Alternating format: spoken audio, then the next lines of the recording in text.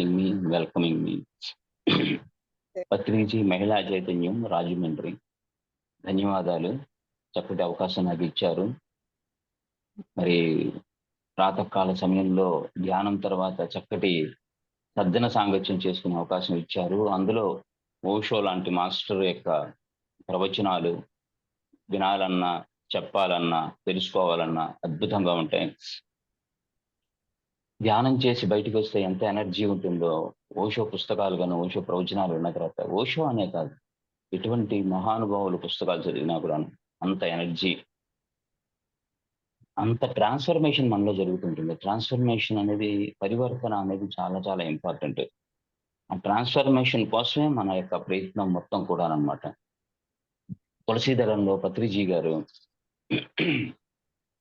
ఆధ్యాత్మిక విభాగాలు ప్రతి ఒక్కళ్ళు తులసీదళం 1 ప్రతి ఒక్కళ్ళు చదవాలి. పత్రిజీ గారి మొట్టమొదటి పుస్తకం అది. అది ఒక ఎన్సైక్లోపీడియా లాంటిది. మనం ఎన్ని వందల పుస్తకాలు చదువుతున్నా ఆ పుస్తకాలకు సంబంధించిన సమాచారం మొత్తం క్రోడీకరించి, లేని విషయం లేకుండా ఒక చిన్న పుస్తకంలో అద్భుతంగా ఆయన ఒక్కొక్క పేజీలో ఒక్కొక్క మాస్టర్ గురించి అద్భుతంగా రాశారు. ఆధ్యాత్మిక విభాగాల గురించి ఆయన రాశారు.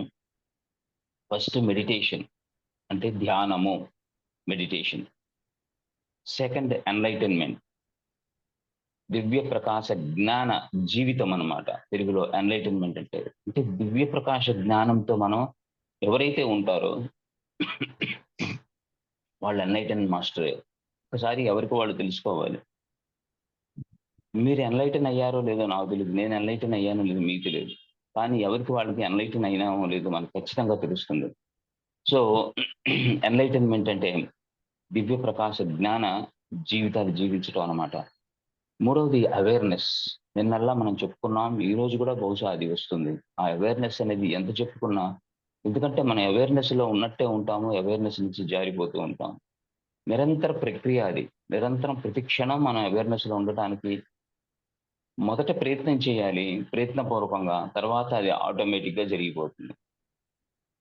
ప్రయత్నపూర్వకంగా జరిగేది నిజానికి అవేర్నెస్ కాదు, కానీ మొట్టమొదట మనం ప్రయత్నపూర్వకంగా చేయక తప్పదు, ఏదైనా సరే, ధ్యానమైనా సరే. సో మూడో డిపార్ట్మెంట్ అవేర్నెస్ అంటే ఎరుక. తర్వాత థాట్ పవర్, ఆలోచన శక్తి, మనోశక్తి. మెడిటేషన్ చేయటం వల్ల అద్భుతమైన శక్తిని మనం పొందుతాము. ఈ అద్భుతమైన శక్తి వల్ల మనలో ఇంగిత జ్ఞానం పెరుగుతుంది. ఇంగిత జ్ఞానం పెరగటం వల్ల ఎన్లైటన్మెంట్ వస్తుంది. ఎన్లైటన్మెంట్ వచ్చిన తర్వాత అవేర్నెస్ వస్తుంది. మనం ఏమనుకుంటామంటే అవేర్నెస్తో ఉంటే ఎన్లైటన్మెంట్ వస్తుంది అనుకుంటాం.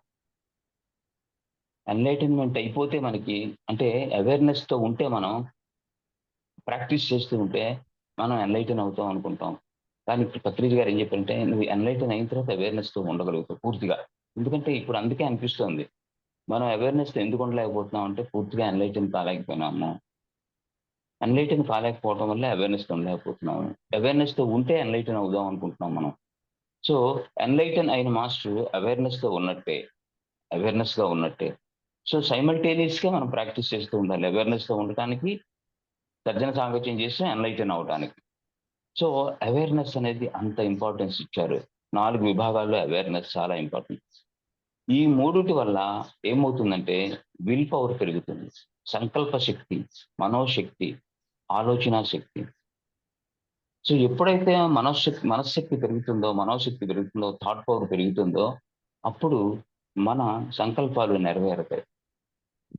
ఎటువంటి సంకల్పాలు అంటే ఆధ్యాత్మిక సంకల్పాలు కావచ్చు, ప్రాపంచిక సంకల్పాలు కావచ్చు, ఎటువంటివైనా సరే ఆ సంకల్పాలు నెరవేరుతాయి. మనోశక్తి పెరుగుతుంది. మనోశక్తి పెరిగినప్పుడు మన ఆలోచనలు అద్భుతంగా ఉంటాయి. మామూలుగా ఇప్పుడు ఎలా ఆలోచిస్తాం అంటే నెగిటివ్గా ఆలోచిస్తాం. నెగిటివ్ కూడా కాదు, నిజం చెప్పాలంటే కొంచెం డిజాస్ట్రస్గానే ఆలోచిస్తాం. సర్వ వినాశకర ఆలోచనలు ఉంటాయి ఎక్కువ మనిషికి. ఏదైనా అవ్వకపోతే అది అయిపోయింది పని అనుకుంటాం. వాడికి డ్రైవింగ్ రాదు, బయటికి వెళ్ళాడా అయిపోయింది అనుకుంటాం. వాడిని ఎవడరా పంపించింది, ఏదో ఒకటి. ఎక్కువ మనం ఫస్ట్ దేనికి అలవాటు పడిపోయామంటే డిజాస్ట్రస్గా ఆలోచించడానికి, సర్వనాశన వినాశకరంగా ఆలోచి. వాడికి డబ్బులు ఇచ్చావా ఇంకా తిరిగి రానట్టే. నువ్వు వీడేం పాస్ అవుతాడురా, వీడు పాస్ అవ్వడు. అన్నీ వినాశకరమైనటువంటి నెగెటివ్ ఆలోచనల తర్వాత అవుతుందో అవ్వదో, జరుగుతుందో జరగదో, వినాశ న ఇవి వ్యతిరేకమైనటువంటి ఆలోచనలు. Disastrous, negative. ఎప్పుడైతే ఎన్‌లైటన్‌మెంట్ వస్తూ ఉంటుందో, అవేర్‌నెస్ వస్తూ ఉంటుందో, వెంటనే పాజిటివ్‌గా ఆలోచిస్తారు. పాజిటివ్ ఆలోచనలు ఆలోచించిన తర్వాత ఏమవుతుందంటే మిరాక్యులస్ థాట్స్ వెళ్ళిపోతాయి. అద్భుతాలే ఇంకంతా. అద్భుతం, అద్భుతం, అద్భుతం. ఏదైనా సరే చాలా అద్భుతంగా ఉంది.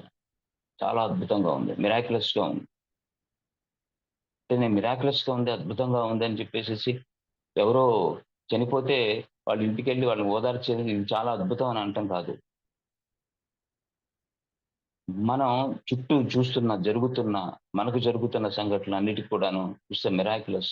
ఇట్స్ అద్భుతం. ఒక మిస్టీరియస్ థింగ్స్ అన్నీ కూడాను. మిరాక్యులస్‌గా ఉన్నాయి. అద్భుతంగా ఉన్నాయి. అసలు మనకు జరిగేది ఆ ఎన్‌లైటన్‌మెంట్ నేను ఇప్పుడు సపోజ్ 'మై డియర్ బుద్ధాస్' అంటారు పత్రిజీ గారు. "నువ్వు బుద్ధుడివేనే సాక్షాత్తు" అన్నాడనుకో, నవ్వుకుంటాం మన మనసులో. ఎందుకంటే మనం బిలీఫ్ సిస్టమ్ మన నమ్మక వ్యవస్థ ఏముంటుందంటే, మనం చేసే పనులన్నీ మనకు తెలుసు కాబట్టి, నేను బుద్ధుడినేమిటి, నువ్వు వివేకానందుడివయ్యా, నేను వివేకానందుడినేంటి, నేను అవివేకానందుడిని. You yourself is God అన్నారనుకో, నువ్వు భగవంతుడే సాక్షాత్ అన్నారనుకో, ఊరుకోండి సార్ నేను భగవంతుడినైతే నాకిన్ని కష్టాలు ఎందుకొస్తాయి? These are all negative thoughts. ఈ నెగెటివ్ థాట్స్ పోగొట్టడం కోసమే పత్రిజీ గారు మనకి yourself, you are a divine, you are divine soul, you are God. అహం బ్రహ్మస్మి అని వేదాల్లో కూడా చెప్పారు. స్వయం భూలు, మీరందరూ స్వయంభూలు. స్వీయ ఇచ్ఛతో స్వేచ్ఛగా ఈ భూమి మీదకొచ్చిన ప్రతి ఒక్కళ్ళు కూడాను స్వయంభూలే. మరి ఈ భూమి మీదకొచ్చిన ప్రతి ఒక్కళ్ళు ఈ గెంటి వేయబడి వచ్చిన వాళ్ళు కాదు. తన్నేసి తగలేసి వచ్చినవాళ్ళు కాదు. ఎవరికి వాళ్ళు స్వేచ్ఛగా వచ్చినోళ్ళు. ఎందుకంటే పైనున్న మాస్టర్‌లు అలాంటి వాళ్ళు. వాళ్ళు ఎవరి స్వేచ్ఛకి భంగం కలిగించరు. మరణానంతర జీవితం పుస్తకాలు చదివితే మీకు తెలుస్తుంది. వాళ్ళు ఎవరి స్వేచ్ఛకి భంగం కలిగించేవాళ్ళు కాదు. ఎవరి స్వీయ ఇచ్ఛతో మళ్ళీ వెళ్ళాలనుకుంటే భూమి మీదకి వెళ్ళొచ్చు. There are so many options. There are so many possibilities. సంభావ్యతలు ఎన్నో ఉంటాయి.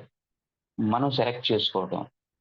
మన జీవితాన్ని, మన పాఠాలని, మన లెసన్స్‌ని, లైఫ్ లెసన్స్ మనం సెలెక్ట్ చేసుకొని, స్క్రిప్ట్ తయారు చేసుకొని, ఈసారి ఇలాంటి వాళ్ళతో ఉంటాం. భూమి మీదకి వెళ్తున్నాం. ఈ 3 డైమెన్షన్‌లో అతి తక్కువ ఫ్రీక్వెన్సీ స్థాయిలో ఉన్నటువంటి 3 డైమెన్షన్‌లో రక్త మాంస పిండాలతో భూమి మీదకి వెళ్తే ఎటువంటి పాఠాలు నేర్చుకోవాలి? ఎలాంటి వ్యక్తుల్ని నా ఇగోని ఎప్పుడు ఇబ్బంది పెట్టే వాళ్ళతో ఉంటే ఎలా పాఠాలు నేర్చుకోవాలి? నేనే అన్నిటికంటే ఉన్నతమైన స్థితిలో బుద్ధుడిలాగుంటే ఎలాంటి పాఠాలు నేర్చుకోవాలి? ఇలా రకరకాల కాంబినేషన్‌లతో జీవితాలు భూమి మీదకొస్తూ ఉంటాం. ఒక్కొక్క జన్మలో ఒక్కొక్క రకంగా. ఒక జన్మలో స్త్రీ జన్మెత్తుతాం. ఒక జన్మలో పురుష జన్మెత్తుతాం. ఆల్టర్‌నేటివ్‌గా స్త్రీ, పురుష జన్మలెత్తుతాం. కంటిన్యూ‌గా పురుష జన్మలెత్తుతాయి కొన్ని ఆత్మలు. మొన్ననే లైట్ వర్కర్స్‌లో క్లాస్ చెప్పడం జరిగింది. ఆత్మ అనుభవాలు. The echoes of soul. చాలా అద్భుతమైన పుస్తకం. ప్రతి ఒక్కళ్ళు చదవండి. నేను కూడాను ఎన్నో పుస్తకాలు లైఫ్ ఆఫ్టర్ డెత్ ఎన్నో పుస్తకాలు నేను నాకు చిన్నప్పటి నుంచి మరణించిన తర్వాత ఏమవుతుంది అనే దాని మీద విపరీతమైన ఉత్సుకత ఉండేది. దానికోసం నేను ఎంతో మంది బాబాల దగ్గరికెళ్ళాను. ఎవరెవరో సాధువుల దగ్గరికెళ్ళాను. ఎక్కడో కొండల మీద ఉన్న వాళ్ళ దగ్గరికి చదువుకుంటున్న రోజుల్లోనే సెలవుల్లో. ఒక రీసెర్చ్ చేశాను. చేసి ఎవరికీ ఏమి తెలీదని తెలుసుకున్నాను. తెలుసుకొని ఏదైతే వాళ్ళకి తెలిసింది, వాళ్ళకి నమ్మింది, వాళ్ళు విన్నది చెప్పడం మొదలుపెట్టారు. అప్పుడు పుస్తకాలు చదవటం మొదలుపెట్టాను. పుస్తకాల్లో కూడాను ఒక్కొక్క మతానికి సంబంధించి ఒక్కొక్క రకంగా ఉండటం మొదలుపెట్టింది. ఖురాన్ కూడాను నేను ఇంగ్లీష్‌లో చదివాను. ఖురాన్ అంటే ఖురాన్ మొత్తం చదవలేదు. ఖురాన్‌లో ఒక part what happens after death అనేది ఖురాన్ బేస్‌గా ఒక ప్రొఫెసర్ రాశారు. లక్నో ప్రొఫెసర్. ఎక్కడ నాకు అవి నిజమా కాదా అనిపించేది. కొంత నిజం కావచ్చు. 50%, 50% ఎగ్జాగరేషన్. వీళ్ళ నమ్మకాలు, వీళ్ళ పుస్తకాలు బేస్ చేసుకొని రాసినవి.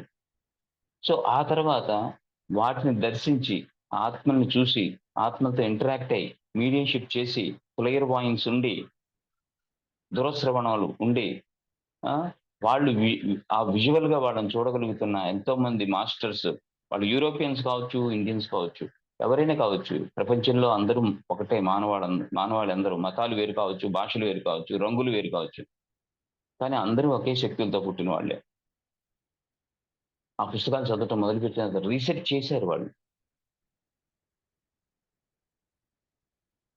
వెస్టర్న్ యూరోపియన్స్ అసలు ఆత్మే లేదనేవాళ్ళు. తర్వాత రీసెర్చ్ చేసి వాళ్ళు ఇవాళ అద్భుతమైన పుస్తకాలు రిలీజ్ అవుతున్నాయి. వాళ్ళు రీసెర్చ్ చేసిన డాక్టర్స్, సైంటిస్ట్‌లు సోల్ గురించి. అందులో ఒక ఆమె. అది నేను అనుకున్నాను ఇన్ని పుస్తకాలు చదివాను కదా! ఇందులో కూడా అదే ఉంటుందిలే అనుకున్నాను. కానీ లైట్ వర్కర్స్ వాళ్ళు నాకు క్లాస్ చెప్పమని అడిగినప్పుడు, నా దగ్గర ఆ పుస్తకం లేదు. నేను స్టాండ్‌లో చూసాను గానీ తీసుకోలేదు. ఎన్నో ఆత్మలకు సంబంధించిన అనుభవాలు చదివి ఉన్నాం. ఇది కూడా అలాంటిదే. కానీ ఆ పుస్తకం తీసుకొని చదవటం మొదలుపెట్టిన తర్వాత అద్భుతం. పుస్తకం పూర్తయ్యేదాకా అసలు నేను లేవలేదు. కదలలేదు అక్కడి నుంచి. అంత అత్యంత అద్భుతమైన పుస్తకం 'ఎకో బొడైన్' రాసినది 'ఎకోస్ ఆఫ్ ది సోల్' ఆత్మల యొక్క ధ్వనులు, ప్రతిధ్వనులు. ఎంత రీసెర్చ్ చేసి ఎంత అద్భుతంగా ఆవిడకి అతీంద్రియ శక్తులున్నాయన్నమాట. వాళ్ళకి పుట్టుకతోనే వాళ్ళ ఫ్యామిలీకి ఆత్మను చూడగలరు, ఆత్మలతో మాట్లాడగలరు, మీడియంషిప్ చేయగలరు, క్లేర్వాయన్స్ ఉంది వాళ్ళకి. సో, ఎన్నో వాళ్ళకి అంటే సూపర్ న్యాచురల్ పవర్స్ అంటారు వీటిని. అతీంద్రియ శక్తులు ఉండటం వల్ల ఆవిడ అది రీసెర్చ్ చేసి అవన్నీ కనిపిస్తుంది. ఖుర్షిద్ భావనగిరి గారు రాశారు చూడండి అద్భుతమైన పుస్తకం 'జీవాత్మ ప్రపంచ నియమాలు.' ప్రతి ఒక్కళ్ళు మరణానంతర జీవితం గురించి తెలుసుకోవాలి. నియర్ డెత్ ఎక్స్‌పీరియన్స్ గురించి తెలుసుకోవాలి. ఓషో చెప్తాడు. నువ్వు బ్రతికుండంగానే చావు యొక్క ఎక్స్‌పీరియన్స్ పొందమంటారు. Near death experience. ఇవి ప్రయోగాలు చేయకపోతే పత్రిజీ గారు చెప్తారు మనకి. పత్రిజీ గారు మనకేం చెప్తారు? ప్రతి మాస్టరు ఒక సైంటిస్టే. ఎవరైతే ధ్యానంలోకి ఈ రోజు కూర్చున్నాడో వాడొక సైంటిస్ట్. వాడికొచ్చినటువంటి ఆ విజువల్స్ ఏవైతే ఉన్నాయో వాటిని వాడు అనాలిసిస్ చేస్తాడు. ఇతరులకు పంచుకుంటారు. షేర్ చేసుకుంటారు. వాటిని అనాలిసిస్ చేయటం మొదలుపెట్టి వాటి గురించి తెలుసుకోవడం మొదలుపెట్టంటే అతను ఈజ్ ఎ సీకర్. ఒక సత్యాన్వేషి. వాళ్ళకి ఒక సైంటిస్ట్‌గా మారిపోతాడు. ఆధ్యాత్మికమైనటువంటి శాస్త్రవేత్తలం మనందరం. మరి మనం రీసెర్చ్ చేయకుండా ఉంటే ఎలాగా? బుద్ధుడు శ్వాస మీద ధ్యాస పెట్టి చెప్పాడు. ఆ శ్వాస మీద ధ్యాస మనం చేసేస్తే అయిపోతుందా? శ్వాస మీద ధ్యాస పెట్టి బుద్ధుడు అంత ఎన్‌లైటెన్ అయ్యాడు. బుద్ధత్వాన్ని ప్రాప్తించుకున్నాడు. ఒక గౌతముడు బుద్ధుడయ్యాడు.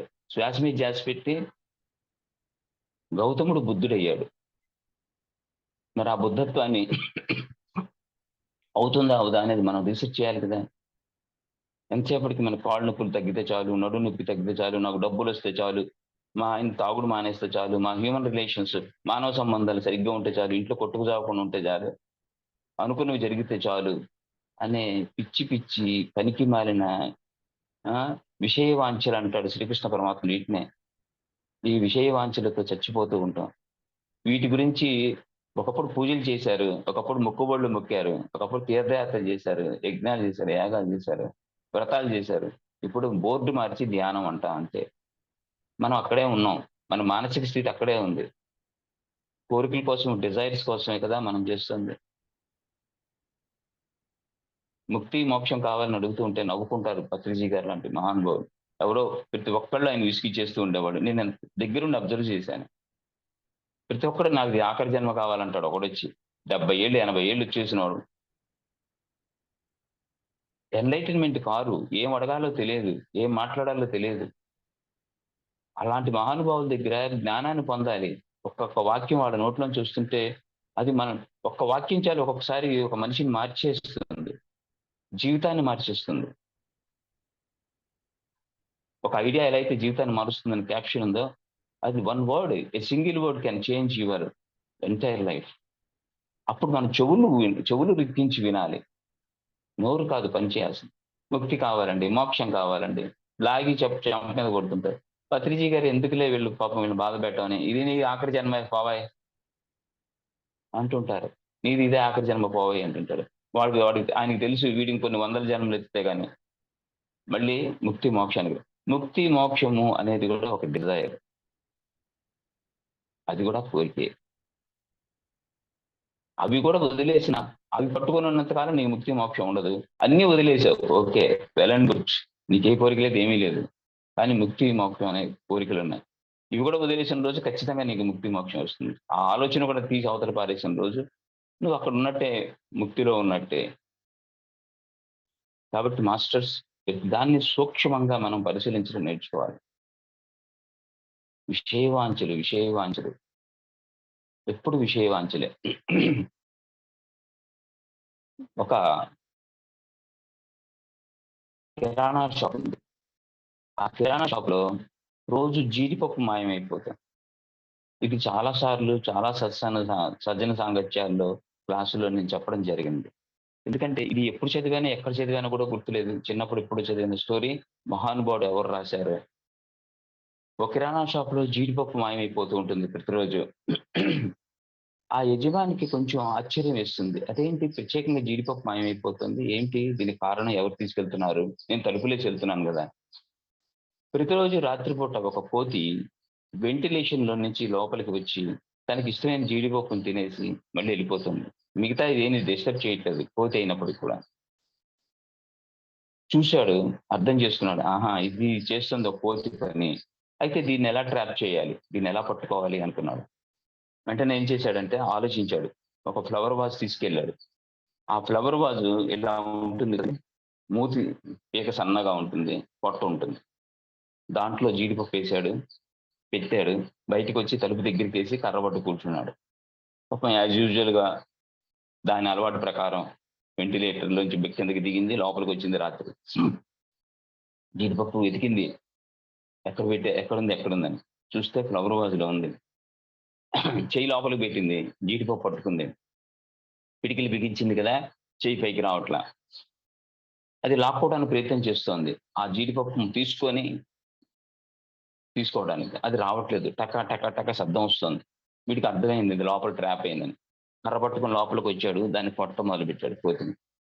తన్నులు తింటోంది, అరుస్తోంది, కేకలేస్తోంది, అటు ఇటు దూకుతోంది. కానీ పిడికిలి వదలట్లేదు.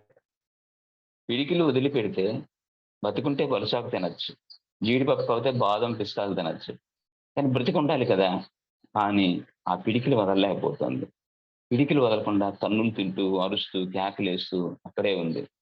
ఒకసారి మన వైపు ఆలోచించుకుంటే మనం గూడా అదే స్థితిలో ఉన్నాము. ఒకసారి మనల్ని మనం గమనించుకుంటే. ఎందుకంటే ఆ కోతే మన మనస్సు. ఏ జీడిపప్పు అయితే పట్టుకొని వదలట్లేదో అది విషయ వాంఛలు. మన కోరికలు, మన డిజైర్స్. ఇల్లులు కట్టాలని, పిల్లలకి పెళ్లిళ్లు చేయాలని, ఉద్యోగాలు వాళ్ళకి రావాలని, వాళ్ళకి పిల్లలు పుట్టాలని, మనవళ్ళు పుట్టాలని, మనవళ్ళకి ఇంకా 80, 90 ఏళ్ళొచ్చిన మనవళ్ళకి, ఆ మనవళ్ళకి పెళ్లిళ్ళై వాళ్ళ పిల్లలకి ముది మనవళ్ళు పుడితే మాకు స్వర్గానికి డైరెక్ట్‌గా ఎంట్రీ పాస్ ఉంటుందని చెప్పేవాళ్ళు కూడా చాలా మందున్నారు. ఆడిని కూడా చూసి ఎళ్ళాలనుందని. విచిత్రమైన విషయం కదా! సో, ఈ స్టోరీ నెవర్ ఎండింగ్ స్టోరీ. దీన్ని ఇలాగా ఎగ్జాజరేట్ చేసుకుంటూ ఉంటాం. ఆ విషయవాంఛనను వదిలిపెట్టేస్తే ఎంత హ్యాపీగా ఎళ్ళిపోవచ్చు. స్వేచ్ఛగా అయిపోవచ్చు.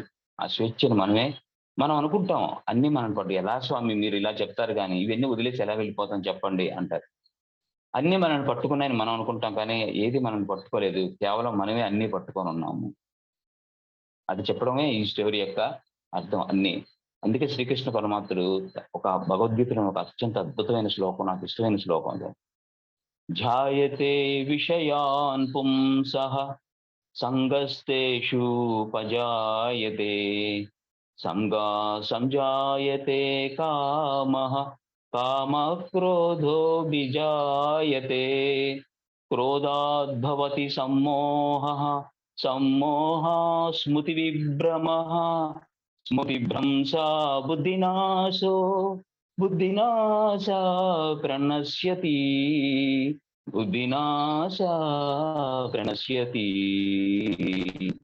విషయవాంఛల గురించి సదా మననం చేయు వారికి వాని యందు అనురాగం అధికమై అది క్రోధము కామముగా మారి దాని వలన క్రోధము వచ్చి క్రోధము వలన జ్ఞాపక శక్తి నశించి ఇంగిత జ్ఞానము పోయి మనిషి బుద్ధిని కోల్పోయి చివరికి అధోగతి పాలవుతున్నాడు.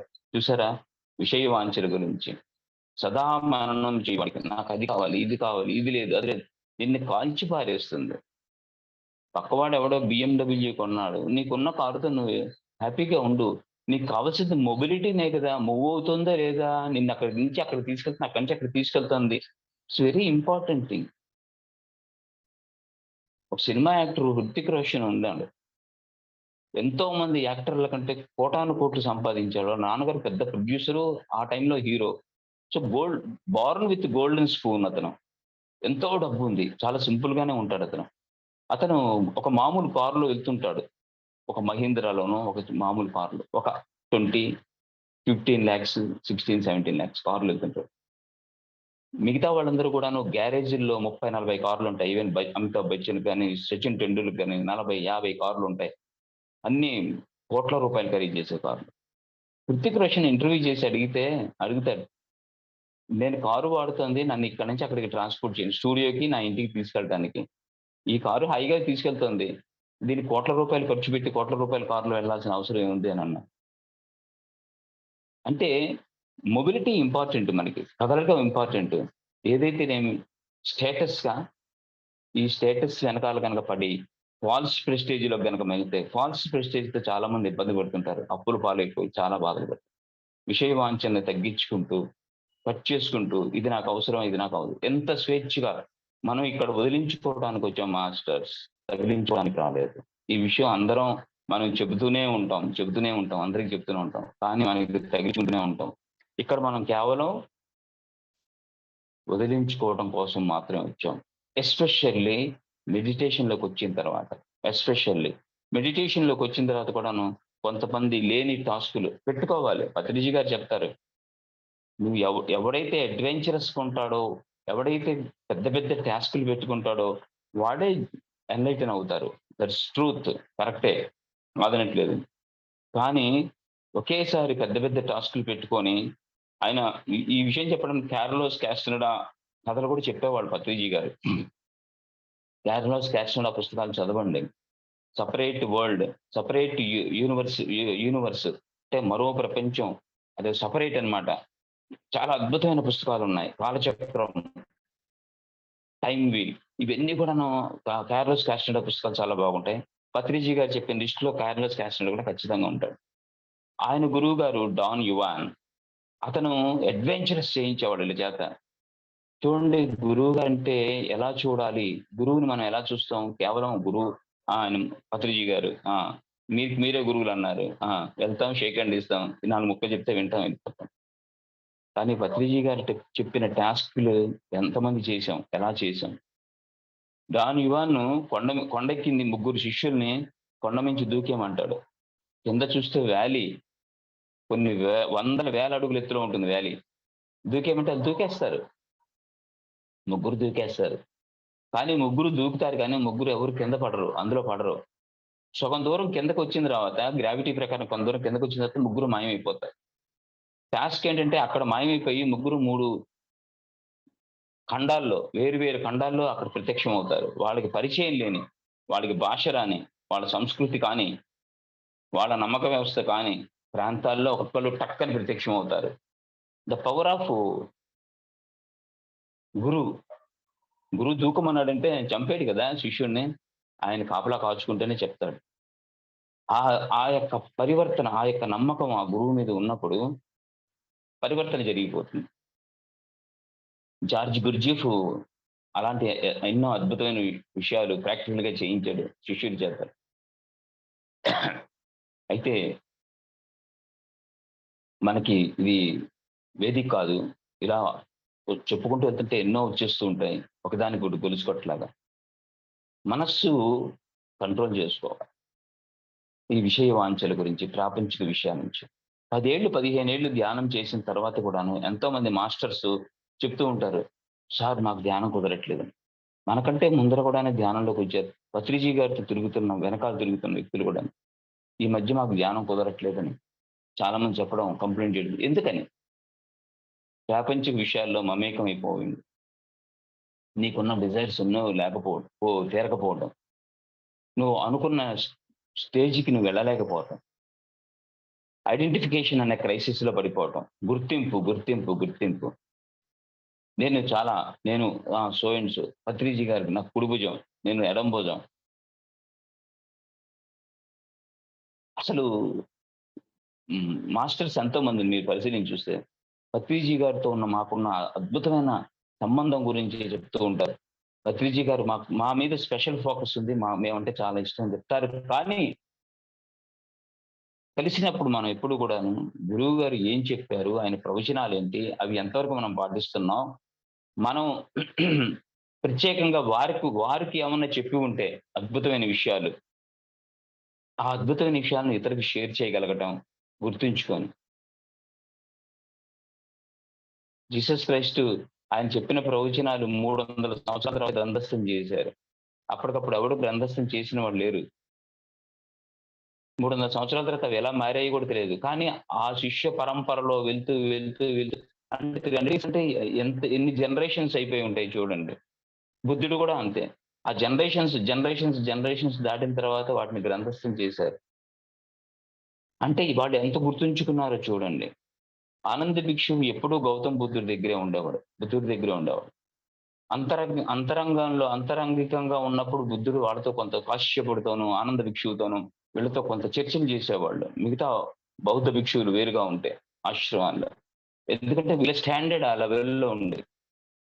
కాశ్యపుడితో సంభాషణలైతే మనకు మైండ్ బ్లో అవుతుంది. మైండ్ బ్లోయింగ్ అన్నమాట.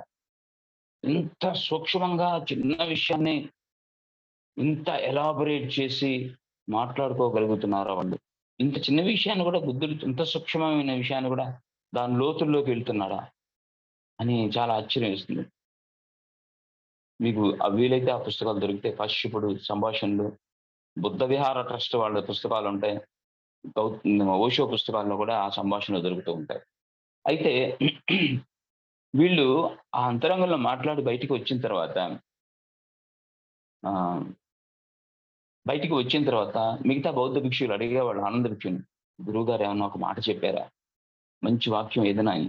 చూడండి ఎంత జిజ్ఞాసో వాళ్ళకి. ఆయన నుంచి నోటి నుంచి వచ్చిన ఒక్క మాట చాలు ఏదో అయిపోతాం మనం. మనం కూడా బుద్ధుళ్ళు అయిపోతాం. ఆ తపన, ఆ జిజ్ఞాస గురువుని అలా ఉపయోగించుకోవాలి. గురువుని ఎంత ఉపయోగించుకోవాలంటే అంతగా ఉపయోగించుకోవాలి. స్క్వీజ్ చేసేయాలి.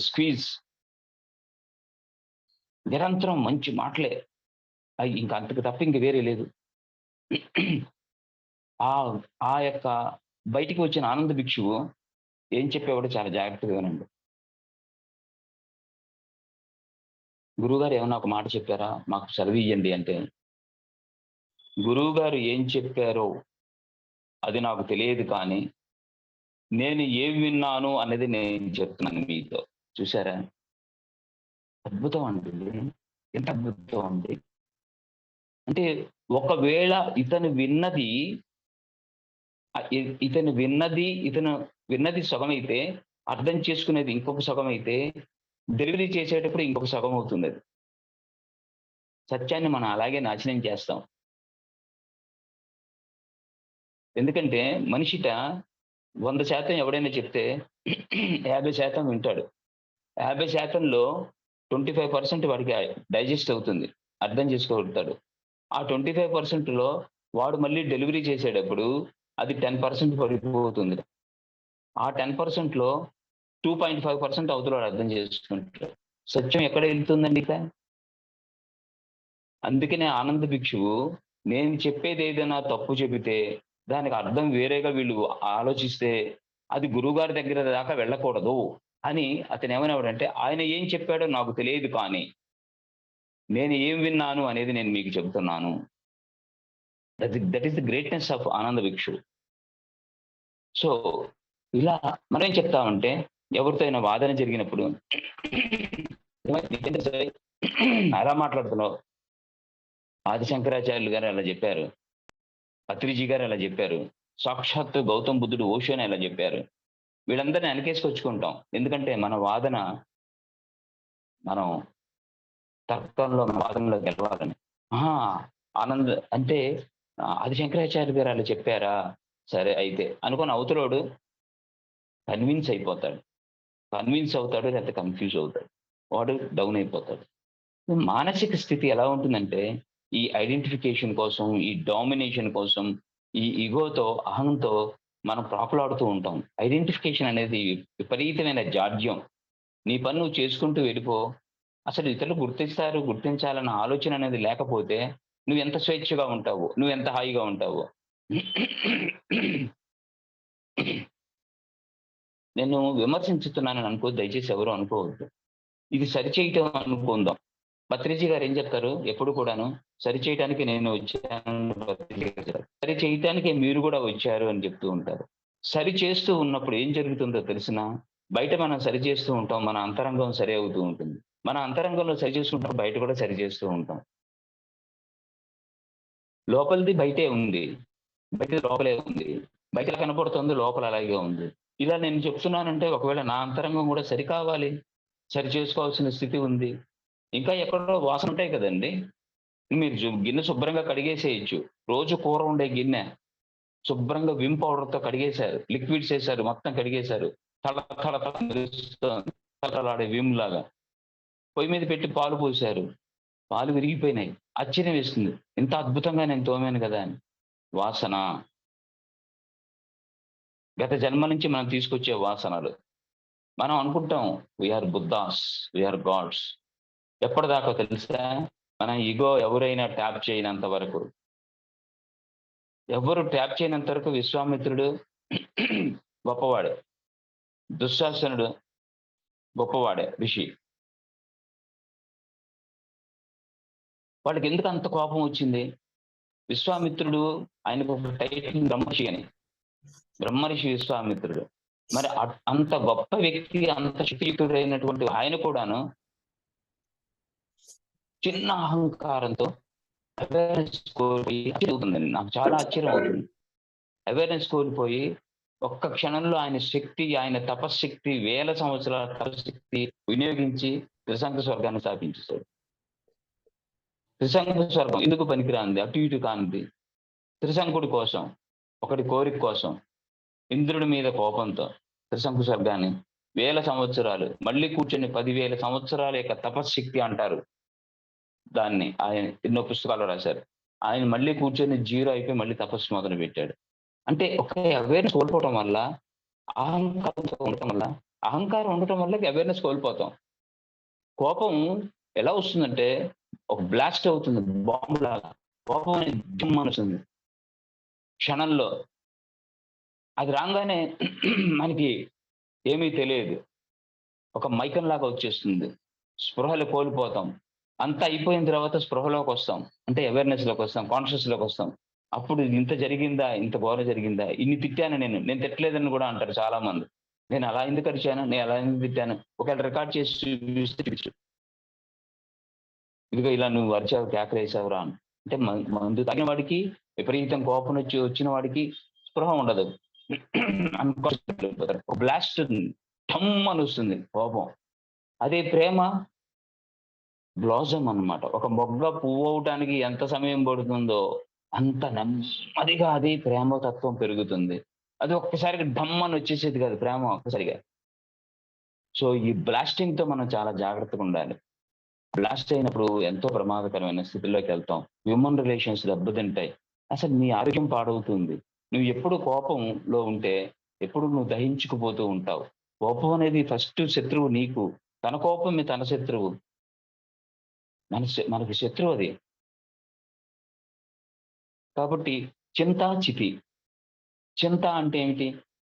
ఎప్పుడు విచారంతో ఉండటం, కోపంతో ఉండడం, ద్వేషంతో, పగ, ప్రతీకారం, అరిషడ్వర్గాలన్నీ మీదేసుకొని ఉంటేనే చింత.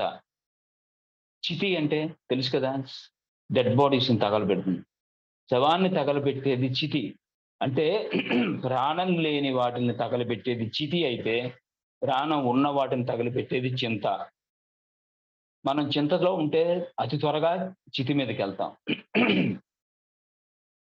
2 సంస్కృత పదాలే. అందుకనే ఆలోచించి పెట్టారు పెద్దవాళ్ళు ఈ 2 వర్డ్ దగ్గరగా.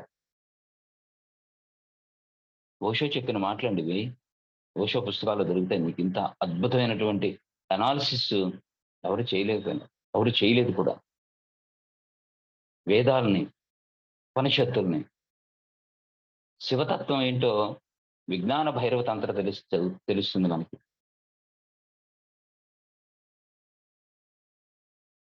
విజ్ఞాన భైరవతంత్ర పుస్తకంలో ఆయన ఎంత అద్భుతంగా చెప్పాడంటే, ప్రతి ఒక్కళ్ళు చదవండి.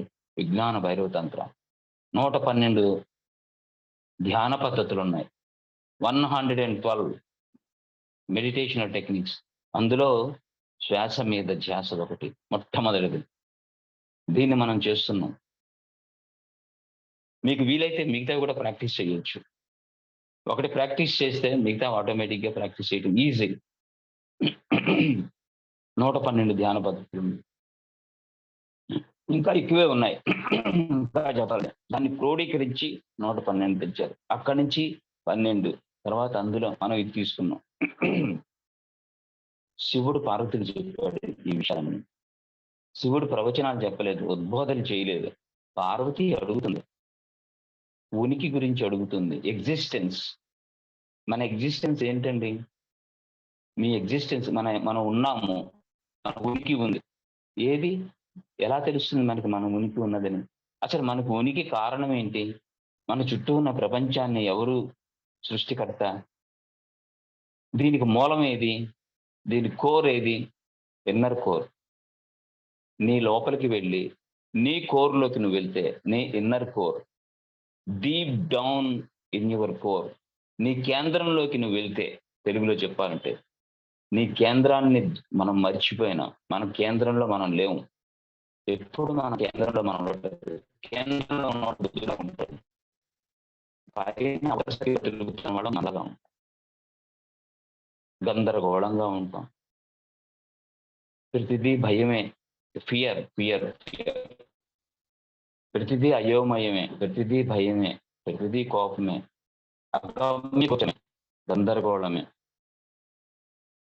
కిష్కింధకాండ పత్రిజీ గారు. దీన్ని ఏమంటారు పత్రిజీ గారు? కిష్కింధకాండ. కిష్కింధకాండ ధ్యానం చేయవయ్యా. కిష్కింధకాండ జీవితం అసలు సుందరకాండ అవుతుంది అంట పత్రిజీ గారు. చాలా బాగా చెప్పారు. సుందరాకాండ. అలా మన జీవితం కిష్కింధకాండ నుంచి సుందరాకాండ చేసుకోవాలి. ఫస్ట్ ఫండమెంటల్ గా ఆర్ట్ ఆఫ్ లివింగ్ నేర్చుకోవాలి. Art of living. హాస్పిటల్‌కి వెళ్తే క్యాజువాలిటీస్‌కి వెళ్లి చూడండి. ట్రామా సెంటర్స్ అంటారు ఇప్పుడు. క్యాజువాలిటీస్‌కి వెళ్లి చూస్తే ఆరోగ్యం ఎంత విలువైనదో మీకు తెలుస్తుంది. ఆరోగ్యం ఎంత విలువైనదో మీకు తెలుస్తుంది. ఒక సెంట్రల్ జైలుకి వెళ్లి ఖైదీల్ని చూస్తే స్వేచ్ఛ ఎంత గొప్పదో మీకు తెలుస్తుంది.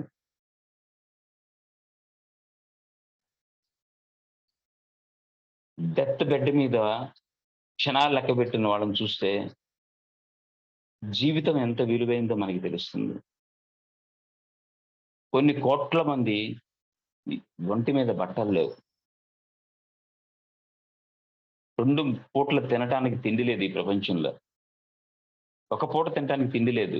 You take Palestine, Sudan, Ethiopia, African countries, Haiti. హైతీలో మట్టి తింటున్నారు. మట్టి తింటున్నారు. ఒకళ్ళు మట్టి తింటుంటే ఒక జాతి సోమాలియాలో రోజుకి వేల మంది చచ్చిపోతుంటే, ఆకలి చావులు చచ్చిపోతుంటే మిగతా మానవాళి ఏం చేస్తుంది? సో కాల్డ్ ఆధ్యాత్మికవేత్తలందరూ ఏం చేస్తున్నారు? మనం ఏం చేయగలుగుతున్నాం? యుద్ధాలు ఎలా జరుగుతున్నాయి? ఎందుకు జరుగుతున్నాయి? ఎందుకు మనం ప్రకృతి వైపరీత్యాలు వస్తే ఎలా వాటిని సిద్ధపడాలి? అలాంటిది మనమే ఎందుకు వైపరీత్యాన్ని క్రియేట్ చేసుకుంటున్నాం? మనకి వాటి వాల్యూ తెలియదు. జీవితం యొక్క విలువలు తెలియదు. హ్యుమానిటీ వాల్యూస్ తెలియవు. మానవత్వం విలువలు మనకి తెలియదు. హ్యూమన్స్‌గా ఉన్నాం మనం అంతే. All are humans but there is no humanity. మనందరం మానవులమే. కానీ మానవత్వం లేదు మనలో. నిన్ననే నేనొక న్యూస్ చూశాను మొన్న. ఏదో ఊర్లో చిన్న యాక్సిడెంట్ జరిగితే ఓ తల్లి ఏడుస్తోంది. ఆ కొడుకుని పట్టుకొని, "బాబు కొంచెం హాస్పిటల్‌కి సాయం చేయండి, సాయం చేయండి." రోడ్డు మీద అందరూ చూసుకుంటూ వెళ్ళిపోతున్నారు. వీడియోలు తీశారు. చూసుకుంటూ వెళ్ళిపోయినారు. 1 అవర్ అతను చాలా సఫర్ అయ్యి చనిపోయినాడు. సమయానికి తీసుకెళ్ళుంటే బ్రతికుండేవాడేమో అని బాధపడుతూ ఏడుస్తున్నాను. హ్యుమానిటీ అనేది ఎలాగుందంటే, నేతి బీరకాయలో నెయ్యి ఎంతుంటుందో అంతుంది. పెరుగు తోటకూరలో పెరుగు ఎంతుందో అంతుంటుంది. We are all humans. We are all human beings. 84,00,000 జాతుల జీవరాశుల్లో ఉత్కృష్టమైన జీవితం మానవ జీవితం అని మన డప్పు మనం కొట్టుకుంటున్నాం. ఏ జంతువు అనలేదు, ఏ కీటకం అనలేదు. మీరు మాకంటే చాలా గొప్పవాడు, మేధావులు, మీరు బట్టలేసుకుంటారు, మీరు వంటలు వండుకొని తింటారు, మీరు ఇల్లులు కట్టుకున్నారు, మీరు చాలా సోఫిస్టికేటెడ్‌గా, ఫెసిలిటేటివ్‌గా, చాలా అద్భుతమైన సౌకర్యంగా జీవిస్తున్నారు మాకంటే. నిజంగా you are very blessed personalities అని ఏ జంతువు ఏది అనలా. 84,00,000 జాతుల జీవరాశుల్లో డబ్బా మనమే కొట్టుకుంటున్నాం. బట్ నిజంగా చెప్పాలంటే ప్రకృతి పరంగా అవే ఖచ్చితంగా కరెక్ట్‌గా ఉన్నాయి. మనమే దారి తప్పాం. మన మేధస్సుతో మనం దారి తప్పిన జీవితం. వాటి యొక్క ధర్మాలు, ప్రకృతి ధర్మాలు అవి పాటిస్తున్నాయి. వాటి ప్రకృతి ధర్మాలు ఎక్కడ నియమం తప్పట్లేదు. మనమే దారి తప్పాం. ఒక పులిని వారం రోజులు మార్చేసి దాని ముందర గడ్డి పడేస్తే తింటుందా? తినదు. దానిది కాదు ఆహారం. ఒక ఆవుని వారం రోజులు మార్చేసి దాని ముందర మాంసం ముద్ద పడేస్తే కడుపుకి ఏదో ఒకటి దొరికింది తిందామని తింటుందా? తినదు. ఒక మేక మార్కెట్‌లోకి వెళ్తే ఎటు వెళ్తుంది? ఆకుకూరలు ఎటు వెళ్తుంది. ఒక కుక్క మార్కెట్‌లోకి వెళ్తే ఎటు వెళ్తుంది? చికెన్, గికెన్ ఎక్కడ కొడుతున్నారు అటువైపు. దేని ధర్మాలు అవి పాటిస్తున్నాయి. కానీ మార్కెట్‌లోకి వెళ్ళిన మానవుడికి తెలియట్లేదు ఎటు పోవాలో. అవి తీసుకుందాం, ఇవి తీసుకుందాం. సర్వభక్షకుడు అయిపోయినాడు. బేసికల్‌గా మానవుడికి అసలు తను ఏ జంతువో తెలియని స్థితి ఉంది. తను శాకాహారి జంతువో తెలియదు, మాంసాహారి జంతువో తెలియదు. సర్వభక్షకుడు అయిపోయినాడు. అన్నీ మింగేసే జంతువు అయిపోయాడు. తన ధర్మాలు తను తప్పాడు. ఏం తినాలో తెలియదు, ఎంత తినాలో తెలియదు, ఎప్పుడు తినాలో తెలియదు, ఎలా తినాలో తెలియదు కూడాను. కానీ మనం పెద్ద పెద్ద ప్రవచనాలు చెప్తాం. గొప్ప గొప్ప విషయాలు మాట్లాడుకుంటాం. ఆకలి ఉన్నా లేకపోయినా కనీసం శరీరాన్ని అడగం. మీరు పెంచుకుంటున్న కుక్క కడుపు నిండా తింటిన తర్వాత మళ్ళీ మీరు పెట్టండి తింటుందా? తినదు. వాసన చూసి వెళ్ళిపోయి మూల పడుకుంటుంది. మనం తిన్న తర్వాత కూడాను మనకి ఇష్టమైన పదార్థాలు ఏమన్నా తీసుకొచ్చి పెడితే మళ్ళీ చేస్తాం. ఎవరికున్నది కామన్ సెన్స్? నీ శరీరం అనేది ఒక స్పృహ ఉందా మనకి? శరీరాన్ని అడుగుతామా అసలు మనం? ఇప్పుడు అవసరమా కాదా అని? గోడ గడియారం చూసి పరుగులెడుతూ ఉంటాం. 1 అయితే లంచ్ చేయాలా? ఆకలేస్తే లంచ్ చేయాలా? టైమ్‌తో పరిగెడతామా? బయోలాజికల్ క్లాక్‌తో పరిగెడతామా? సో, ఆలోచించండి. మనం కరెక్ట్‌గా వాటి నుంచి మనం ఎంతో నేర్చుకోవాలి. అవసరం లేకపోతే అవి ముట్టుకోవు. అవసరం లేకపోయినా మనం తీసుకుంటాం. ఏం తింటున్నామో తెలియట్లేదు. స్పృహ లేకుండా తింటున్నాం. ఇది లోపలికెళ్తే ఎంత భయంకరమైంది, ఎంత విషతుల్యము శరీరాన్ని. శరీరం శరీరమాధ్యం కలు ధర్మ సాధనం అని మాత్రం వాక్యాలు రాసుకుంటాము, గోడల మీద రాస్తాము, చదువుతాము, ఇతరులకు చెప్తాం. కానీ ఒక కూల్ డ్రింక్ తాగుతున్నాం. మందులు, డ్రగ్స్, గిగ్స్ అవన్నీ పక్కన పెట్టండి. అవి చాలా దూరమైన విషయాలు మనకి ఈ జన్మ మనకసలు అవి సంబంధం లేదు. అది చాలా విచిత్రమైన విషయాలు. సిగరెట్లు, పొగలు అవన్నీ దూరం. కనీసం కూల్ డ్రింక్ తాగేటప్పుడు, చాయ్ తాగేటప్పుడు, కాఫీ తాగేటప్పుడు, వేపుడు తింటున్నప్పుడు, రుచికరమైన పదార్థాలు తింటున్నప్పుడు, ఇష్టం వచ్చినట్టు నూనెలేసేసి, వేపేసేసి తింటున్నప్పుడు, ఈ లోపలికెళ్ళి ఈ శరీరం ఎంత ఇబ్బంది పడుతుంది అది లోపల. జిహ్వ ఎంత చెడ్డదండి. ఒక నాలుక దాటిన తర్వాత జిహ్వ తెలియదు మనకి. ఆ కాస్త జిహ్వ కోసం, ఆ అనుభవం కోసం ఎన్నెన్నో రుజువులు చేసుకుంటాం. 3 గంటలు, 4 గంటలు వంటలు చూశాను. కూర్చొని కనీసం 10 నిమిషాలు కూడా, 15 నిమిషాలు కూడా దాన్ని అనుభవించకుండా లట తినేసిన వాళ్ళని చూశాను. నేను అడిగాను నువ్వు మీరు చేయటానికి 3 అవర్స్ టైం పట్టింది కదా! ఇన్ని రకాలు, ఇన్ని రుచులుగా. మీరు కనీసం ఒక 30 మినిట్స్ అన్నా కూర్చొని నెమ్మదిగా ఆస్వాదించవచ్చు కదా! ఎరుకతో కూర్చొని తినొచ్చు కదా! అప్పుడే టీవీలు పెట్టాలా? అప్పుడే డిస్కషన్‌లు చేయాలా? అప్పుడే క్లాసులు పీకాలా? అప్పుడే భవిష్యత్తుల గురించి ఆలోచించాలా? అప్పుడే ఆర్గ్యుమెంట్స్ చేయాలా? అప్పుడే క్రిటిసిజం చేయాలా? అప్పుడే వాళ్ళ గురించి వాళ్ళు చాటర్ బాక్స్‌లో చెప్పుకోవాలా? డైనింగ్ టేబులా ఏంటదసలు? పోడియమ్మా మాట్లాడడానికి. మళ్ళీ పోడియం దగ్గరికెళ్ళితే కాళ్ళు చేతులు వణికిపోతాయి. ఇక్కడ మాత్రం డైనింగ్ టేబుల్ దగ్గర మాట్లాడుతుంది. ప్రశాంతంగా ఎరుకతో తినటం దగ్గర నుంచి ఎరుక మొదలుపెట్టండి. ఒక స్వీట్ నోట్లో వేసుకోండి. కళ్ళు మూసుకోండి. ఓషో చెప్పిన మాట ఇది. మీ శ్వాస మీద ధ్యాస ఎలా పెడతారో, ఈ యొక్క టేస్ట్ ఏదైతే ఉందో స్వీట్‌నెస్ దాని మీద ధ్యాస పెట్టండి. ఆలోచనలు ఆగిపోతాయి. శ్వాస ఆ రుచి మీద పెట్టండి. ఆ టేస్ట్ బడ్స్ ఎప్పుడైతే రుచిని ఆస్వాదిస్తూ ఉంటాయో, కళ్ళు మూసుకొని దాని టేస్ట్‌ని అనుభవించండి. మొట్టమొదటిసారి మీరు అత్యంత అద్భుతమైనటువంటి అనుభూతిని పొందుతారు. ఆలోచన రహిత స్థితిలో ఆ యొక్క ఎక్స్‌పీరియన్స్ అద్భుతంగా ఉంటుంది. ధ్యాన స్థితిలో. ఎప్పుడైతే మీకు ఆలోచన లేవో, ఆ క్షణంలో మీతో భగవంతుడు ఉంటాడు. మళ్ళీ ఓషో అదే అంటాడు. లేదు లేదు మీతో ఉండడం కాదు.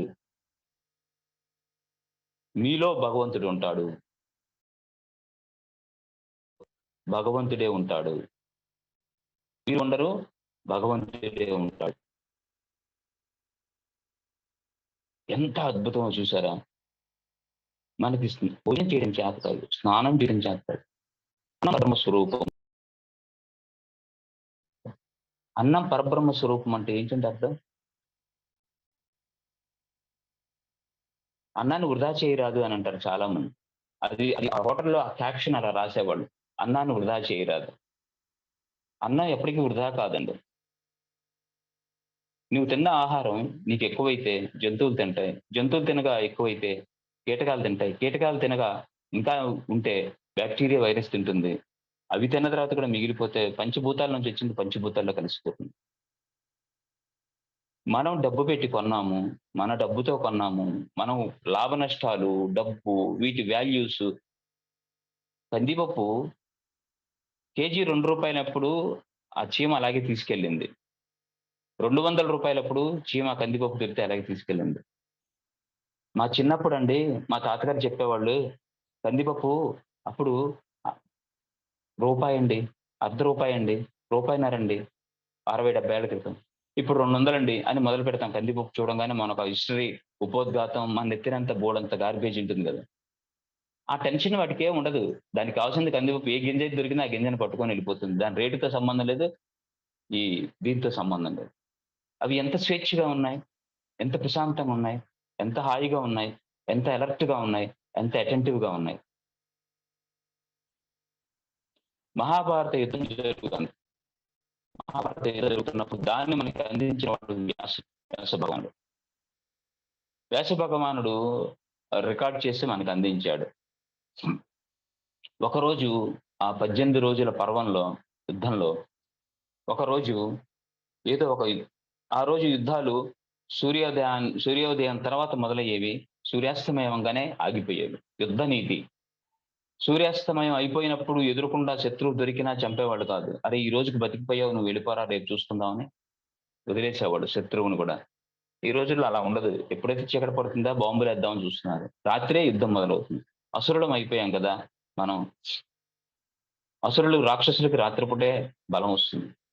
అయితే ఆయన ఒకరోజు యుద్ధ భూమికొచ్చాడు. ఇంకా యుద్ధం మొదలవ్వలేదు. ఇంకా ఎవరు రాలేదు. ఇంకా గుడారాల్లో ఇంకా దూరం దూరంగా కూర్చొని పిచ్చి చూస్తున్నాడు. ఒక క్రికెట్ ఎంపైర్ లాగా ఈరోజు ఎవరు యుద్ధం ఎలాగుంటుంది ఏంటి అని బేరీజు వేద్దామని చూస్తున్నాడు.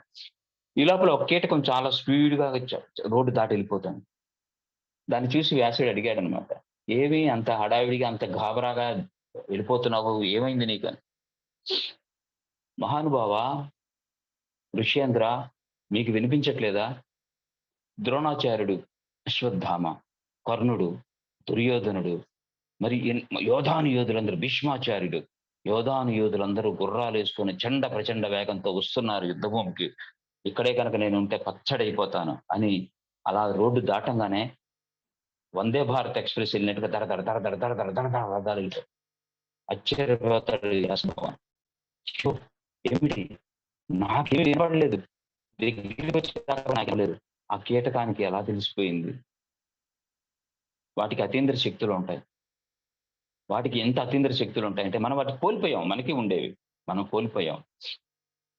భూకంపం వచ్చినా వాటికి తెలుస్తుంది. సునామీలొచ్చినా వాటికి తెలుస్తుంది. ముందస్తుగా తెలుసుకొని అవి జాగ్రత్త పడతాయి. మన నెత్తి మీద వచ్చి పడేదాకా మనం అలర్ట్‌గా ఉండం కదా!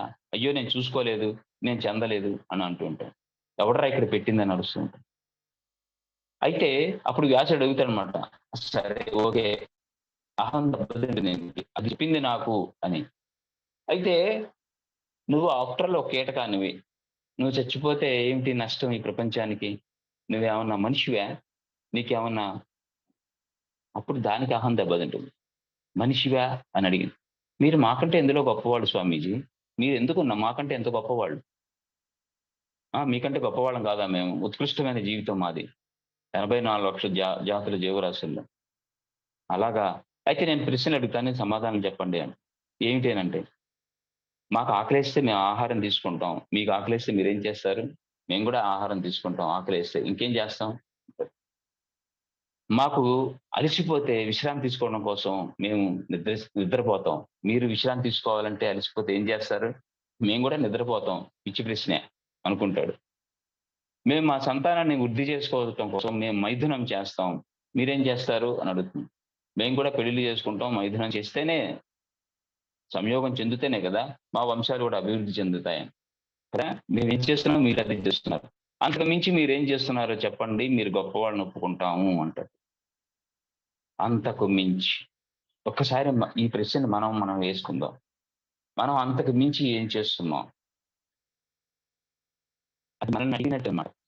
అంతకు మించి ఏదైనా చేయగలిగితేనే నువ్వు మానవుడివి. అంతకు మించి మనం ఏం చేయలేకపోతే ధ్యానం చేస్తున్నావా? అవేర్‌నెస్‌తో ఉంటున్నావా? కంట్రోల్‌లో ఉంటున్నావా? ఇంద్రియాల నిగ్రహంతో ఉంటున్నావా?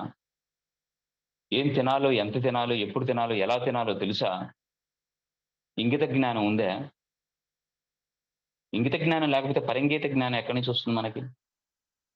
ఇంగిత జ్ఞానం ముందర డెవలప్ చేసుకోవాలి. అందుకే పత్రిజీ గారు చెప్తుంటారు. Common sense, common sense, common sense. Discipline, discipline, discipline. Self discipline. Self discipline చాలా అవసరం. కామన్ సెన్స్ డెవలప్ చేయడం చాలా అవసరం. పార్కింగ్ చేయటమే చేత కాదు మనకి. రోడ్ సెన్సే ఉండదు. ఇంత ఇంగిత జ్ఞానం గురించి మాట్లాడతాం. లైన్‌లో ఎలా కొట్టుకుంటాం? ఆహారం ఫుడ్ కోర్ట్‌కెళ్ళి ఎలా అరుచుకుంటాం? ఇలా ఆలోచిస్తే మనకి ఇంగిత జ్ఞానం ఎక్కడుంది? ఆహారం వెళ్తున్నాం. ఈరోజు ఆహారం అయిపోయింది మనం వెళ్ళేసరికి. ఏమవుతుంది?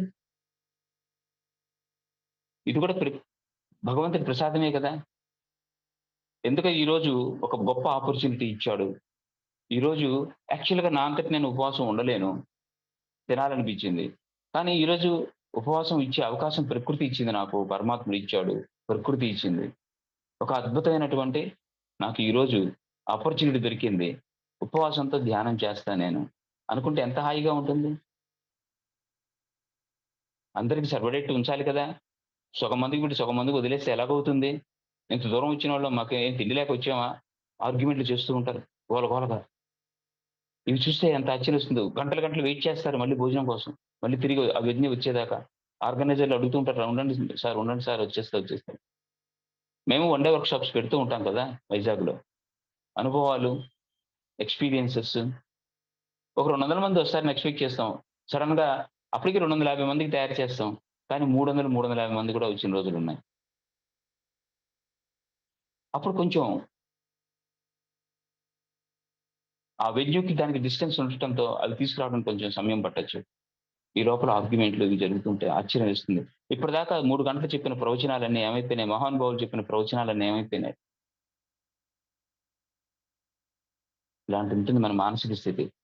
ఫస్టు మనం మన మనస్సుతో రమణ మహర్షిని అడిగారు ఎవరో, ఎవరో కాదు పాల్ బ్రంటన్ అడిగాడు. పాల్ బ్రంటన్ ఆధ్యాత్మిక రహస్య భారతంలో నా ఆధ్యాత్మిక ప్రయాణం బుక్ పేరు. సబ్జెక్టివ్ కరెక్ట్ చేయాలి సబ్జెక్ట్‌ని. రహస్య భారతంలో నా ఆధ్యాత్మిక ప్రయాణం. బహుశా ఇదే. పాల్ బ్రంటన్ గారు రాసిన రమణ మహర్షి గారి గురించి ఆ పుస్తకం ప్రతి ఒక్కళ్ళు చదవండి. అద్భుతమైన పుస్తకం. రమణ మహర్షి గారి గురించి ప్రపంచం మొత్తం తెలియటానికి ఆ పుస్తకం. యూరోపియన్స్‌కి ముఖ్యంగా. ఈరోజు ఫారినర్స్ మొత్తం అక్కడ ఉండటానికి కారణం కేర్ ఆఫ్ అడ్రస్ ఆధ్యాత్మికత అంటే రమణ మహర్షి. పాల్ బ్రంటన్ ఒక జర్నలిస్ట్. ఆయన వచ్చి హిమాలయాలు అన్నీ తిరిగి కేవలం ఆధ్యాత్మికత గురించి భారతదేశం వచ్చాడు. తిరిగాడు. ఎన్నో మ్యాజిక్‌లు చేశారు. ఎంతోమంది ఎన్నో చూపించారు. చనిపోయిన వాటిని బతికించిన ఋషుల్ని కూడా చూసాడు. కానీ నా సాటిస్ఫాక్షన్ వాస్ నాట్ సాటిస్ఫైడ్. అలా వచ్చి సౌత్ ఇండియా వచ్చాడు. రమణ మహర్షి దగ్గరికొచ్చేసరికి ఆగిపోయాడు. అంతే. నా ప్రయాణం చాలింకా ఆగిపోయింది. ఇంత మహానుభావుడిని నేను చూశాను. ఏది సాధించాలి, సాధిస్తే మానవుడు అద్భుతం భగవంతుడవుతాడో అందుకే భగవాన్ రమణ మహర్షి. భగవంతుడవుతాడో అదే ఆయన సాధించాడు. ఆయన అక్కడ ఆగిపోయాడు ఇంకా ఆయన. ఆయన ఆ ప్రశ్నలు ఆయన అడిగినప్పుడు, మీ యొక్క సాధన దేనితో అని అడిగితే 9 ఏళ్ల ప్రాయంలో ఉన్నప్పుడే ఆయన ఇల్లు వదిలిపెట్టి వెళ్ళిపోగలిగిన ఆయన, ఆత్మ సాక్షాత్కారం పొందిన ఆయన ఏమని చెప్పాడో తెలుసునా? ఇప్పటికి నా సాధన నా మనస్సుతోనే అన్నాడు. ఆలోచించండి. 9 సంవత్సరాల పిల్లవాడు ఆయన డెస్టినేషన్ తెలిసి తిరువన్నామలై బయలుదేరి వెళ్ళిపోయాడంటే తల్లిదండ్రులు, బాబాయిలు, బంధువులు, ఇళ్ళు, స్కూలు, స్నేహితుల్ని వదిలిపెట్టి మనం వెళ్ళగలుగుతామా? ఏ 9 ఇయర్స్ చైల్డ్, ఏ 9 ఇయర్స్ బాయ్ వెళ్ళగలమా? ఒక్కసారి మీ 9 సంవత్సరాల వయసులో ఆలోచించి ఎంత సెక్యూరిటీ ఫీల్ అవుతాం తల్లిదండ్రులు ఉంటే? ఎంత సెక్యూరిటీగా కుటుంబంలో ఉండేవాళ్ళం? అసలు మనకు ఆలోచనే లేదు. కానీ మనసుని జయించాడు కాబట్టి ఇవన్నీ తీసి అవతల పడేసి డెస్టినేషన్‌కి వెళ్ళిపోయినాడు. అక్కడి నుంచి వెళ్ళిపోయినాడు కొండ మీదకి. ఆ గుహలోకి వెళ్లి కూర్చున్నప్పుడు నాకు తిండి ఎక్కడి నుంచి దొరుకుతుంది? నీళ్ళు ఎక్కడి నుంచి దొరుకుతాయి? ఇవాళంటే అదొక యాత్రాస్థలం అయిపోయింది కాబట్టి చౌల్ట్రీస్ వచ్చాయి, ఫెసిలిటీస్ వచ్చాయి, ఎలక్ట్రిసిటీ వచ్చింది, అంతా వచ్చింది. అంతకుముందు అక్కడేముందని?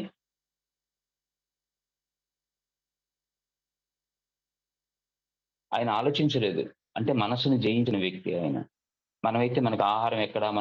అవును ఇంట్లోంచి వెళ్ళిపోతున్నాం. మనకి ఎక్కడ పడుకోవాలి? ఏంటి? ఆలోచించేది మనస్సు. తర్కం ఆలోచించేది. అమ్మో! ఇవన్నీ ఉండవు. నేనెలా వెళ్తాను? ఎళ్ళలేనంట. యోగానంద కలకత్తా నుంచి వెళ్ళిపోయినాడు హిమాలయాస్‌కి. ఎలా వెళ్ళిపోయినాడు? ఏమి ఆలోచించలేదు. ఆ డ్రైవ్ ఉన్నవాళ్ళు ఎంతోమంది కుర్రవాళ్ళు నన్ను అడుగుతూ ఉంటారు. సార్ నాకు హిమాలయాలు వెళ్ళిపోవాలని లేదు. నాకు నవ్వొస్తుంది. నేను ఒకటే అంటాను. వెళ్ళిపోవాలి అని సాఫ్ట్‌వేర్ ఇంజినీర్‌లండి. వెళ్ళిపోవాలి అని నీకనిపిస్తే నువ్వు నన్నడగవు. వెళ్ళిపోతావు. నీకు వెళ్ళిపోవాలి, సగం ఇక్కడుండాలి, సగం వెళ్ళిపోయి చూద్దాం మరెలాగుంటుందో అని నీకనిపిస్తోంది. కాబట్టి ఒకవేళ నువ్వు వెళ్ళినా, నువ్వు మళ్ళీ సంవత్సరం, 2 సంవత్సరాలు వెనక్కి తిరిగొస్తావు. కొన్ని నెలల్లోనే వెనక్కి తిరిగొస్తావు. ఒకవేళ వెళ్ళాలన్న డ్రైవ్ నీలో ఉంటే యోగానందని ఎవరు ఆపలేదు. రమణ మహర్షిని ఎవరు ఆపలేదు. ఎవరు ఆపలేదు. బుద్ధుడిని ఎవరు ఆపలేకపోయినారు. అతీషాని ఎవరు ఆపలేదు. అసలు వాళ్ళెవరిని అడగలేదు వాళ్ళు. ఎందుకంటే లోపల డ్రైవ్ వస్తుంది. వాళ్ళెవరి సలహా ఎప్పుడైతే మనం అడిగామో వెళ్ళొచ్చా, వెళ్ళకూడదా అని you are in a dual mind. ద్వంద్వంలో ఉన్నావు. నువ్వు ఇదిలో ఉన్నావు. మీమాంసలో ఉన్నావు. సో, ఎప్పుడైతే నీ లోపల ఉంటుందో నువ్వెవరిని అడగవు. సో, నేను చెప్పాను. నువ్వు నన్ను అడిగేవాడివి కాదు. నువ్వు వెళ్ళిపోయేవాడివి. సలహా కూడా అడిగేవాడివి కాదు. సో, నీ లోపల నుంచి డ్రైవ్ లేదు. ఇక్కడేదో సమస్యలొచ్చాయి. ఇక్కడేదో ప్రాబ్లమ్స్ సంథింగ్. దానివల్ల ఎస్కేప్ అవ్వడం కోసం మాత్రమే నువ్వు వెళ్ళాలనుకుంటున్నావు. ఆధ్యాత్మికతను అడ్డుపెట్టుకొని నువ్వు త్వరలో వచ్చేస్తావు. ఎంతోమంది జంజాటంలో వెళ్ళిపోతూ ఉంటారు. ఒక సాధువు ఓషో చెప్పిన కథ. ఆయన ఇల్లు వదిలిపెట్టి చెడిపోతాడు. దూరంగా హిమాలయాల్లో ఒక ఆశ్రమాన్ని స్థాపిస్తాడు. ఆశ్రమం స్థాపించిన తర్వాత ఆయనకి శిష్యులు కూడా ఏర్పడతారు. భార్యను వదిలిపెట్టేసి వచ్చేసాడు. 20 సంవత్సరాలు గడిచిపోతుంది. 20 సంవత్సరాలు శిష్యులు, గిష్యులు, శిష్య పరంపర, గురు పరంపర అంతా జరుగుతూ ఉంటుంది. ఒకరోజు కాశీ వస్తాడు. కాశీ గంగా నదిలో స్నానం చేసి బయటకు వస్తున్నప్పుడు ఒక శిష్యుడు చెప్తాడు. స్వామి ఇప్పుడే ఒక వార్త అందింది. మీ పత్ని, మీ భార్యామణి ఆమె పరమపద జరిగినారట.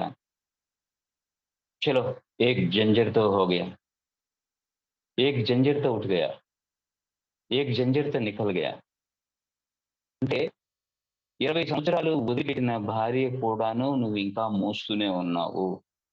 20 సంవత్సరాలు వదిలేసిన భార్య చనిపోతే ఒక జంజట్టు వదిలిపోయింది అని అన్నావు నువ్వంటే you are still carrying that.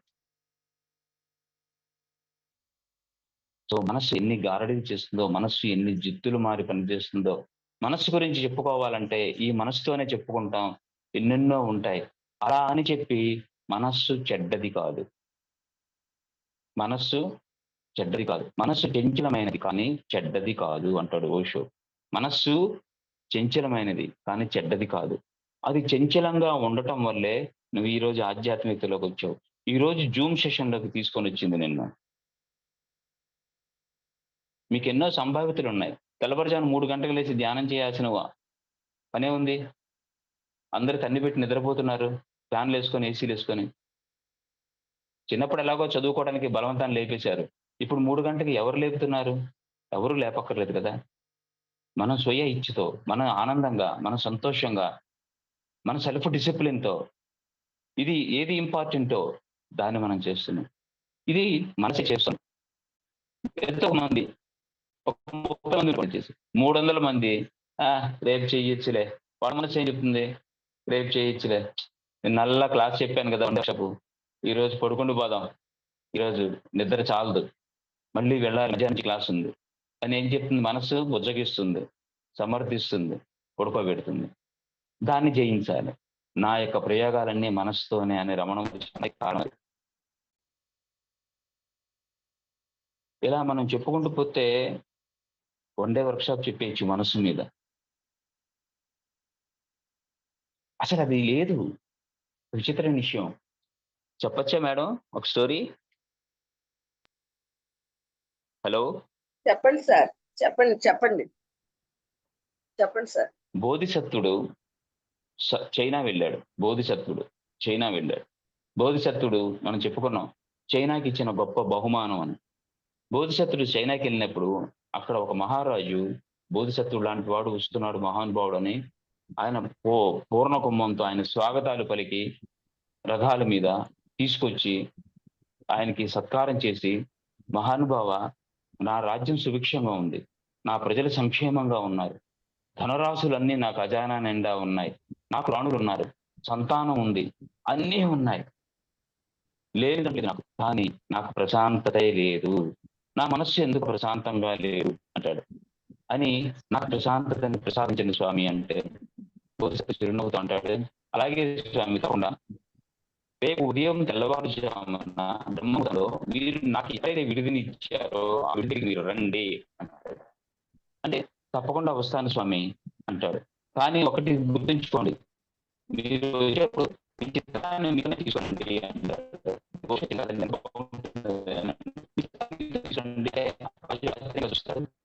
తప్పకుండా స్వామి అనేసి 3 గంటల ప్రాంతంలో రాజు వస్తాడన్నమాట. రాజుగారిని ఆహ్వానిస్తాడు. రండి స్వామి రండి, రండి, రండి. మీరు మీ చిత్తాన్ని తీసుకొచ్చారా అని అడుగుతాడనమాట. అంటే రాజు అడుగుతాడు. మీరు చాలా విపరీతంగా మాట్లాడుతున్నారండి ఆశ్చర్యకరంగా.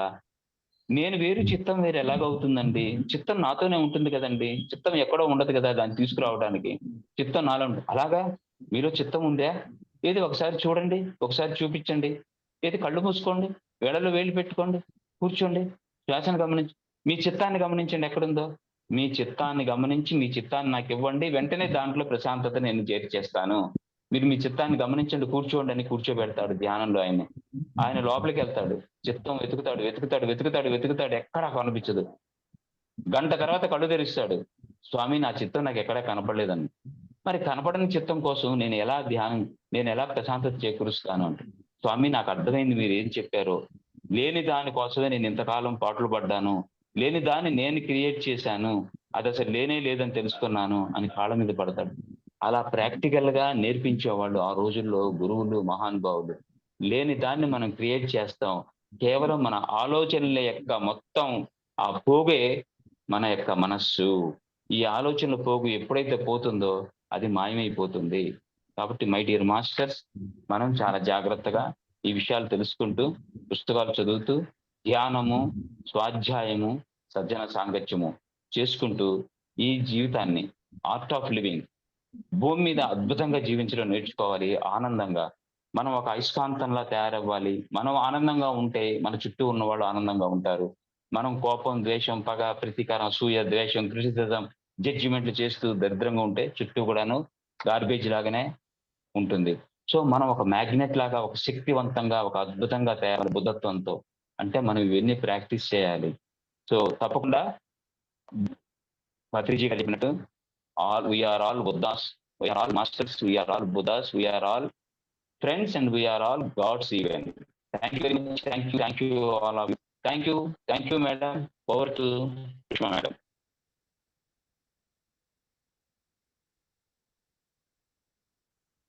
వాయిస్ లేదండి. సుష్మా గారు వాయిస్ లేదు. మీ వాయిస్ లేదు.